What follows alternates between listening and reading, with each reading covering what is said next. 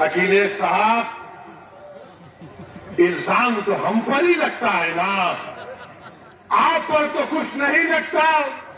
River front आप बनाए, आप पर कोई इल्जाम नहीं। लखनऊ से कानपुर रोड आप बनाए, आप पर कोई इल्जाम नहीं। आपने सब कुछ किया, आपके 10-10 उंगलियां घी में थी, मगर आजम पर इल्जाम लगा बकरी चोरी का और भैंस चोरी का। ये इल्जाम सिर्फ हम पर लगता है।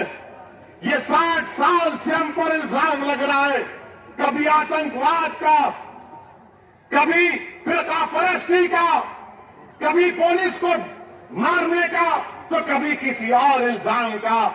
अखिलेश यादव साहब, इल्जाम तो भारत के मुसलमानों के मुकद्दर का हिस्सा बन चुका है। अब हम इल्जामात की फिक्र नहीं करेंगे। सुन लो अखिलेश यादव, मुझे तुमसे कोई सर्टिफिकेट की जरूरत नहीं है।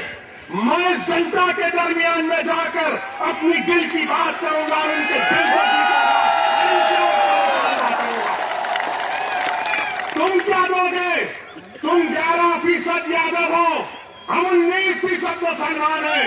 अगर तुम मुख्यमंत्री बने और जनाब मुलायम सिंह बने तो मुसलमानों की वोट की खैरात से बने, तुम याद रखो इस बात।